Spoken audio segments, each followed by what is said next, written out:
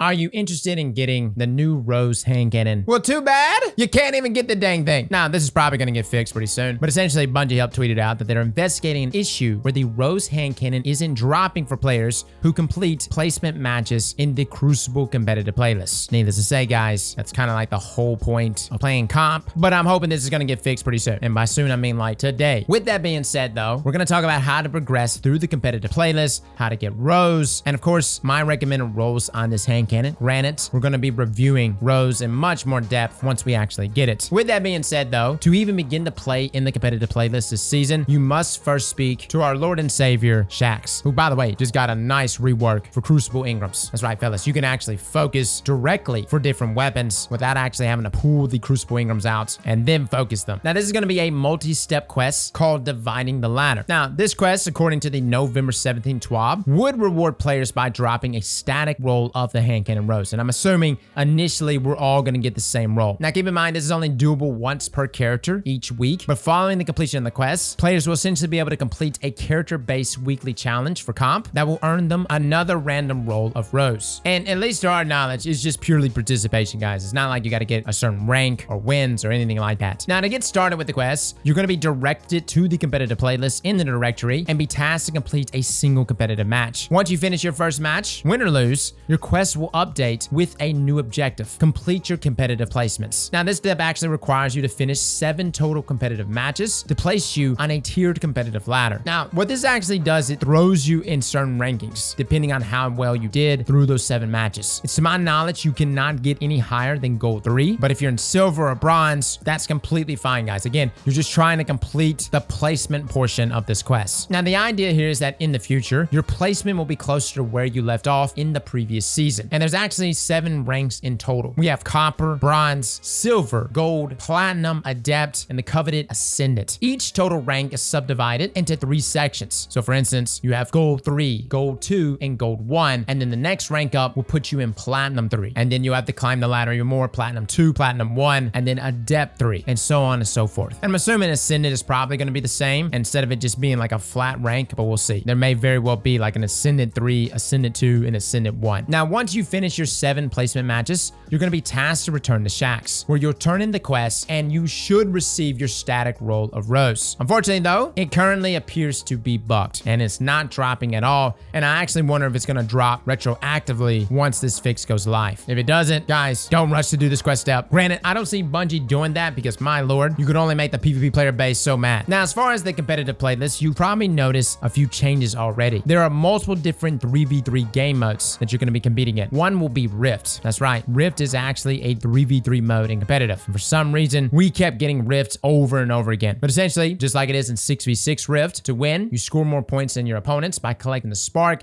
and then igniting it in your opponent's Rift. You also have Showdown, which you essentially win the match by winning more rounds than your opponents. And essentially, you defeat your opponents to score points, and the team with the most points wins that round. Now, Showdown's an interesting one because it really pushes you to get the team wiped. Because if you actually res one of your teammates, it takes away a point from the opposing team. So you don't want to just go for kills and then back off. You want to commit and get the team wiped and keep the opposing team from getting those reses, as they can take away points from you. And we actually won a few games by just that point system. And then of course you have Survival. To win in Survival, your team essentially has to become the last guardian standing. You start off with a certain number of lives and you defeat the opposing team to exhaust their revives. Pretty straightforward, guys. We've had Survival for years. Now, as you continue to compete in the competitive division, your division rating is adjusted based on 4 major factors. The first one is match outcome, whether you win or lose. The second is division inflation/deflation, how far above or below your division is compared to your skill. The third is match performance, how well you performed on a match-to-match basis. And the fourth is player to lobby skill delta, how your skill compares to everyone else in the match. Now, this does vary the amount of rank you get per game, and your performance definitely affects that too. Like certain games, I got like 150 rank, and for some reason, Les only got 5. Granted, we actually think something's bugged with that. Not really sure what the hell the deal is there. There were actually a couple times that myself and even Jay only got 5 rep. No idea what the hell is going on there. And that hurts whenever you beat a team that's really good. Now, as you earn and lose division ratings, if you gain enough rating to move up between subdivisions, so for example, from gold 2 to gold 1, you automatically enter into the next subdivision. Now, here's the kicker. The same goes for moving down subdivisions. That's right. You lose rep if you lose games. Now, if you gain enough rating to move up a division, so for example, Gold 1 to Platinum 3, you enter a promotion series. This is where you're essentially going to be required to win 2 out of the 3 games to be promoted to that next division. So again, going from like Gold 3 to Gold 2, not that big of a deal. You don't have to go through that promotion, but when you actually jump different levels there in the ladder, you will be involved in that promotion series. Similarly, if you lose enough rating to move down a division, example from Gold 3 to Silver 1, you enter a relegation series. This is where you are required to win 2 out of the 3 games to remain in your current division. Now, upon reaching Gold or higher, your division rating is subject to decay on a weekly basis. That is, you will actually lose division rating if you haven't played enough matches recently. Now, something to keep in mind about the competitive playlist, guys, you have a multiplier that actually increases your Crucible reputation based on your rank, and this is applicable to all of Crucible. Copper and Bronze is a 1x multiplier, Silver is 1.1, Gold being 1.2, Platinum at 1.3, Adept being 1.4, and Ascendant being a whopping 1.5. Now, I do want to mention, even if you aren't great at PvP, jumping into the competitive division and earning and keeping your rank up will essentially allow you to earn Crucible rewards somewhere between 10 and 20% faster than you do now. So essentially, guys, more loot. With that being said, though, I do want to talk about the Rose hand cannon. Again, we will be reviewing this thing once we actually get rolls of these things in front of us. Something to take note of about this weapon, it is a lightweight frame hand cannon. And again, like Bungie stated, it's a hybrid. Even though it's a 140, it will move and feel like our old 150s, meaning you'll still get that superb handling, that faster movement speed with this weapon. I personally love the way lightweight hand cannons felt, which was like a huge reason why I hated to see them go when 150s were converted to 140s. Now, the other thing to take note of is the different grips. Similar to like Hawkmoon, you actually have different grips you can choose from: combat grip, heavy grip, etc. All of these actually give small little bumps in different stats. Think like increased stability, increased handling. Combat grip, of course, affects recoil direction, although not necessary. Considering Rose already has 95 recoil direction, I think you're just fine. The main thing is this is a great way to like pick up those stats. Personally, I'm recommending hitting one of these grips that affects stability really good. Maybe like smooth grip or perhaps even heavy grip. I know it hurts your handling there, but again, this is already a lightweight weapon to begin with, meaning it already has, by default, really good handling. Now, the random rolls itself, this was really good. And I know a lot of people want like damage perks, but Rose was already like one of the most consistent hand cannons ever. And there's so many good things on this thing that I want. One being, of course, rangefinder perpetual motion. That is a fantastic combo. You also have moving target on this weapon. Eye of the Storm is also present here. And you imagine moving target, which actually gives you that passive bump there, and aim assist and target acquisition alongside Eye of the Storm. Granted, not necessary. Rapid hit is also present on this weapon. And again, we talked about how good stability is at mitigating flinch. And for my PvE players, you have Vorpal on this weapon. And considering it's a primary, that's a 20% buff there against bosses, mini bosses, and vehicles. And you also have explosive payload, which I may be inclined to roll with explosive payload for both PvE and for PvP. Don't get me wrong, I love rangefinder, but the beautiful thing about Rose is that it's such a good dueling hand cannon. Get up close, pepper the hell out of your opponents, and explosive payload is one of those perks with that AoE effect. I think it's going to be the Fatebringer replacement for most players. And on top of that, explosive payload is fantastic in PvE. Opening shot is also present on this gun, guys. Personally, I think Rose already has intrinsically really good opening accuracy, but the good thing about opening shot is it does give you that default there of like 25 range on that first shot. And if you're consistently closing the gap, those follow-up shots will probably be hitting full damage. There is so many good things to go for on this, guys, that I pretty much think you can't go wrong. Personally, I do want that explosive payload roll with perpetual motion, of course, accurized rounds, and hammer forged rifling with that heavy grip as my grip roll. I would also love a range masterwork. This would actually get us to almost 32 meters with hammer forged rifling, guys. I mean, we're looking at very good range, and on top of that, considering explosive payload does explosive damage, no damage fall off there, at least for the explosive portion. Overall, guys, I'm excited to get this hand cannon. Again, as soon as Bungie updates us on when this hand cannon is actually dropping, we'll let you know in the comments below. Well, fellas and ladies, thank you all for coming and watching, and as always, slap that like button like your mama told you right.